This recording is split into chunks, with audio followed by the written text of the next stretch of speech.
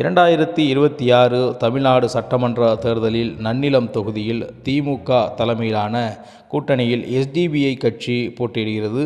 இதை குறித்தான மிக முக்கிய காணொலியாக இந்த காணொலி இருக்கும். நீங்கள் நமது வலையொலிக்கு வருவது புதியதென்றால் மறக்காமல் நம்ம சேனலை சப்ஸ்கிரைப் செய்து வைத்துக் கொள்ளுங்கள். பெல் பட்டனை அழுத்துங்கள். வாருங்கள் காணொலிக்குள் செல்லலாம். எஸ்டிபிஐ கட்சியின் மாநில தலைவர் நெல்லை முபாரக் இத்தொகுதியில் போட்டியிடுகின்றார். சின்னம் திமுக கூட்டணியின் அங்கமாக இருப்பதால் இவர் உதயசூரியன் சின்னத்தில் போட்டியிடுகின்றார். தேர்தல் பிரச்சாரம் ஏப்ரல் 2026 நிலவரப்படி வேட்பாளர் முகமது முபாரக் நன்னிலம் தொகுதியில் தீவிர வாக்கு சேகரிப்பில் ஈடுபட்டு வருகிறார். திமுக அமைச்சர்கள் மற்றும் முன்னணி நிர்வாகிகள் இவருக்கு ஆதரவாக பிரச்சாரம் செய்து வருகின்றார்கள். குறிப்பாக கனிமொழி அவர்கள் அவருக்கு ஆதரவாக பிரச்சாரம் செய்தது குறிப்பிடத்தக்கது. 2026 தமிழ்நாடு சட்டமன்ற தேர்தலில் நன்னிலம் தொகுதியில் திமுக கூட்டணி மிகவும் வலிமையாக நிலையில்தான் இருப்பதாக கருதப்படுகின்றது. இந்த முறை கூட்டணி பலம் பின்வருமாறு கை கொடுக்க வாய்ப்பு அதிகமாக இருக்கின்றது. ஒருங்கிணைந்த வாக்கு வங்கி திமுக கூட்டணியில் காங்கிரஸ், இந்திய கம்யூனிஸ்ட், மார்க்சிஸ்ட் கம்யூனிஸ்ட், விசிக போன்ற கட்சிகள் இருப்பதால் அனைத்து தரப்பு மக்களுக்கும் அவர்களுடைய வாக்குகள் சிதறாமல் வேட்பாளருக்கு கிடைக்க அதிக வாய்ப்புகள் இருக்கின்றன. சின்னத்தின் பலம் எஸ்டிபிஐ கட்சியின் மாநில தலைவர் நெல்லை முபாரக் திமுகவின் உதயசூரியன் சின்னத்திலேயே போட்டியிடுவது ஒரு மிகப்பெரிய பலமாக பார்க்கப்படுகின்றது. கிராமப்புறங்களில் சின்னத்தின் அறிமுகம் வெற்றியை எளிதாக்கக்கூடும் என்று நம்பப்படுகின்றது.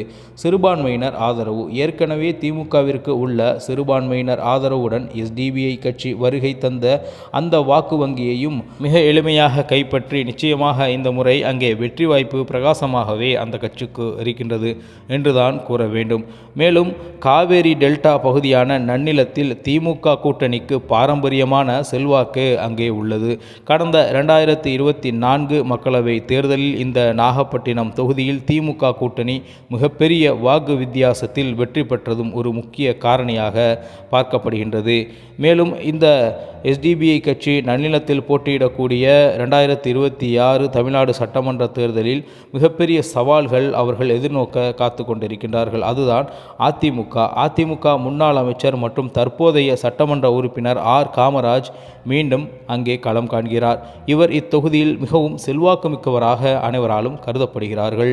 மேலும் தமிழக வெற்றி கழகம், மேலும் நாம் தமிழர் கட்சி போன்ற கட்சியெல்லாம் இங்கே 2 முனை அல்லது 3 முனை போட்டிகளை உருவாக்க அதிக வாய்ப்புகள் இருக்கின்றது. அதிமுக வேட்பாளர் ஆர் காமராஜ் இப்பகுதியில் நன்கு அறிமுகமானவர் மற்றும் கடந்த 2 முறையில் 2016, 2021 தொகுதியில் வெற்றி பெற்றவர்.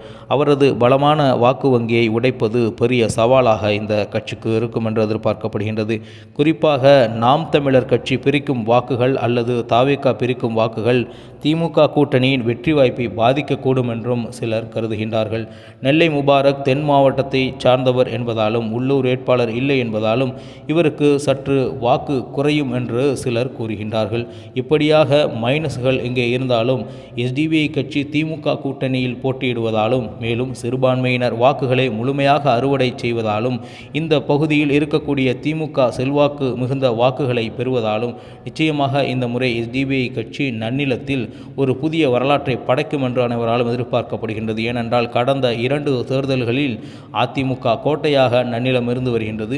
இந்த முறை எப்படி இருக்கிறது என்று தெரியவில்லை. காரணம், அதிமுக பாஜகவுடன் கூட்டணியில் இருக்கின்றது. எனவே சிறுபான்மையினர் வாக்குகள் ஒன்று கூட அதற்கு விழுவதற்கு வாய்ப்புகள் மிக குறைவாகவே இருக்கின்றது. எனவேதான் இந்த எஸ்டிபிஐ கட்சி நன்னிலத்தில் வெற்றி பெற அதிக வாய்ப்புகள் இருப்பதாக அரசியல் ஆய்வறிஞர்கள் கூறுகின்றார்கள். மீண்டும் ஒரு அரசியல் காணொலியில் உங்களை சந்திக்கிறேன். அதுவரை உங்களிடமிருந்து வருவது உங்கள் தமிழா செய்திகள். நன்றி, வணக்கம்.